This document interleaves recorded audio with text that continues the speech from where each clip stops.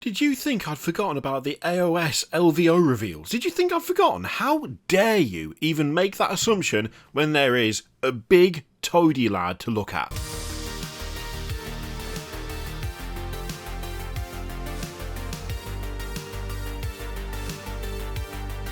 Yes, we are of course also going to take a look at the Age of Sigmar stuff from LVO. How could we not? Especially when there is new, fresh, tasty Seraphon to feast our eyeballs upon. Now at this point the Seraphon range is, I believe the technical phrase is, older than time. So it's kind of nice to see that they're having a bit of an update, and the first thing is a new slan. Now I'll say straight away, I love his throne. His throne looks fantastic. That big sort of crystal gem carving thing in the front of it is brilliant. I love his little lizard friend, and the lad himself is pretty good too. Not quite at the same level as Lord Croak, but still pretty damn decent.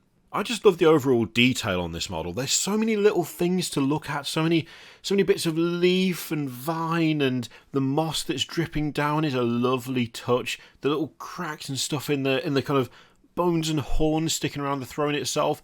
It's a quality looking model, that. Even the back of this thing is packed with detail, and I can't get enough. I really can't. There's something about the overall shape and feel of these that they just look so good. Got a nice alternative build there with a skink off to one side and a little toad on one of the arms of the throne. Oh, love it. Fantastic.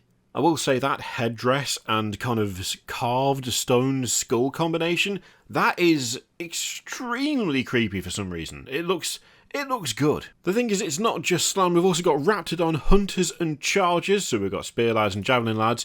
I love the mounts for these. I love them. Look at the faces. Look how cute they are. They are the cutest faces you've ever seen. I mean, you know, barring the giant horrific teeth, which are pretty nasty, but other than that, amazing. I really hope this opens up the way for like just a fully mounted Lizardman army, because that would be fantastic. I really like the feathers, like the crests coming out the top of the head there. They look brilliant. Also the fact that there's feathers on the arms as well. They're not just scaled. There's a lot of texture going on these. That combination, in fact, of scales and feathers and almost fur on the back and that big crest across the top of the head, combined with the rope and metalwork on them, that there's so much, like, there are so many nice little details all over these. I really like them, and I'm not even really looking at the lads on top.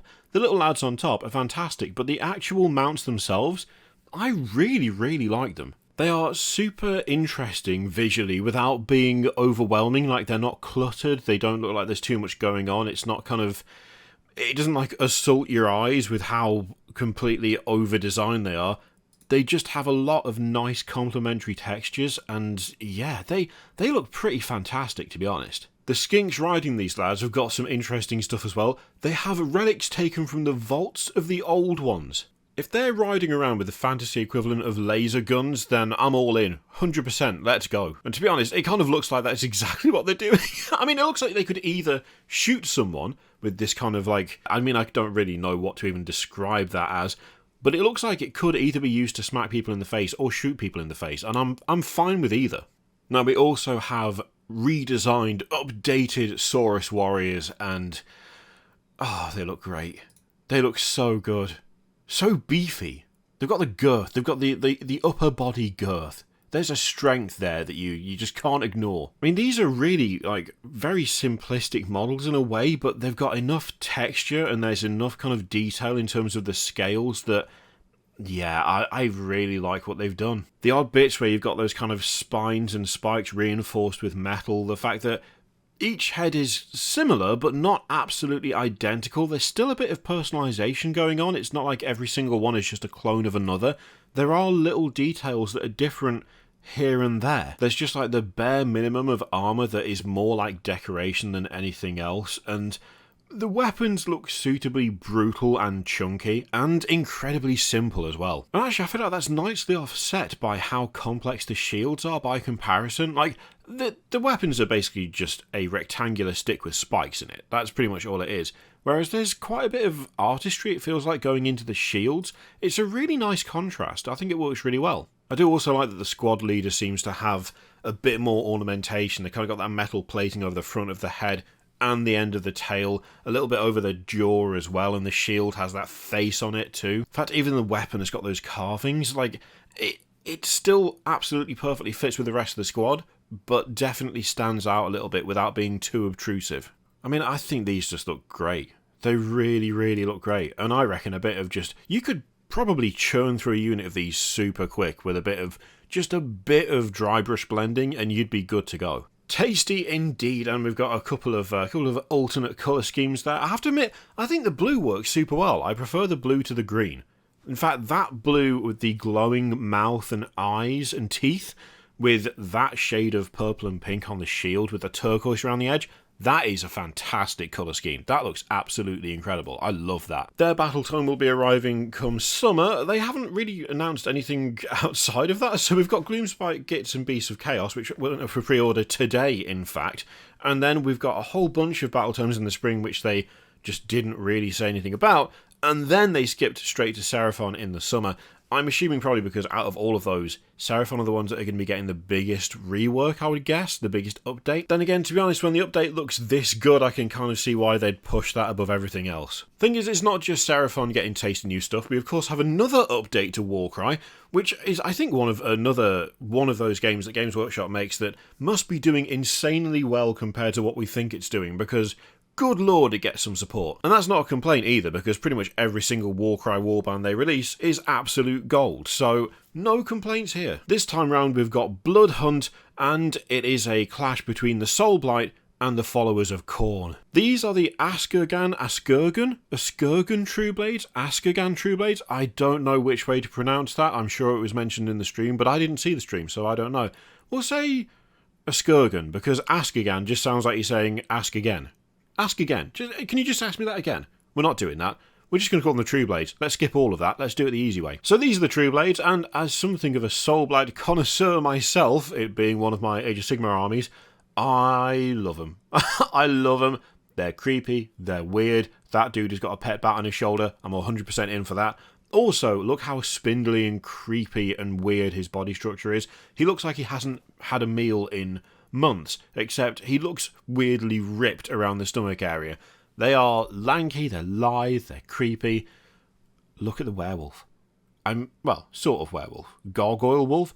It's got a weird stature, I'll give you that, but it is definitely nightmarish, and you can see all the muscles under the skin, which is gross. Like, ugh. Got some good traditional vampire long hair updos going on, a nice variety of weapons, ranging from glaive to big old spear maul, all the way to I've got a length of rope with a hook in it. Like, there's a variety like you wouldn't believe amongst this lot. Not a huge amount in the way of armour, lots of cloth, lots of rope, which actually I don't mind. I quite like painting cloth now, so personally I really like kind of what they've done with these. Also, there's little bits of armour coming down over the kind of upper leg that are made out of, I mean, it looks like bone on some, but might be just lengths of metal on others, or is it all just bones? I think it is all just bones, isn't it? It's blackened bone being used as armour. Grim and excellent. I do like that crest on the leader there as well. That's a very nice touch. Yeah, overall, these lads are creepy and weird, and as such they get the seal of approval because they're Soulblight, and Soulblight need to be creepy and weird. Facing off against them, though, are the Claws of Karanak, and these absolute lunatics worship Fleshhounds of Khorne, which is quite the specific thing to be worshipping, but I like it nonetheless. They do have a very distinct Cornish aesthetic, like you can't really mistake them for anything else. I do like the nods to the actual Fleshhounds of Khorne, like in the headdress that she's got. Also, pretty brutal looking weapons there, I like that a lot. There's a lot of fur going on, which I do like. Yeah, I mean, they are very, very Khorne. You can't really mistake them for anything else, so there are some interesting helms and stuff on these to give them more of a kind of demonic hound looking sort of, they just have that sort of presence to them. I do like this slide as well with the two axes and the Fleshhound of Khorne headdress, all the chains hanging down. It looks pretty hardcore, pretty brutal. Although the best out of all of them is this lad who is just literally cosplaying a Fleshhound. Like right down to running around on all fours, even let his toenails grow out. Gross.